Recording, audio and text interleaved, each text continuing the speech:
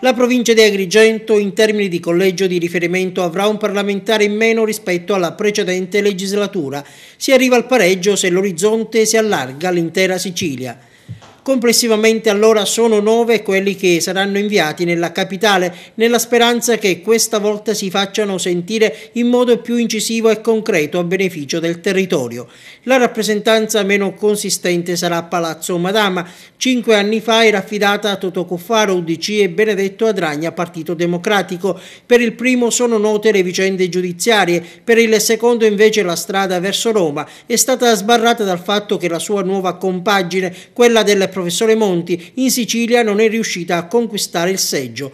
I nuovi senatori sono 2 ex deputati, si tratta del saccense Giuseppe Marinello e del riberese Giuseppe Ruvolo, entrambi eletti nelle file del Popolo della Libertà. E veniamo a Montecitorio. Se Angelina Alfano, si dà per scontato, opterà per un altro collegio, ci saranno altri 2 agrigentini del PDL. Il consigliere provinciale Riccardo Gallo, leader del Patto per il Territorio, che entrerà dalla porta centrale, e il favarese Nino Bosco, coordinatore provinciale del partito, ex deputato regionale, a cui si aprirebbe la porta di servizio grazie alla scelta del suo segretario nazionale.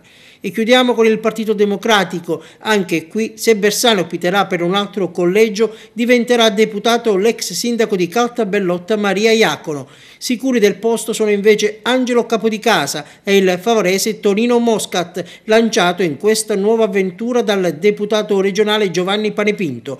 In Sicilia orientale è stato eletto il ravanosano Giuseppe Lauricella. Gli altri uscenti sono Vincenzo Fontana, diventato a ottobre parlamentare all'Ars, Calogero Mannino, che non si è riproposto, e il saccense Ignazio Messina, che era candidato in Puglia con Italia dei Valori.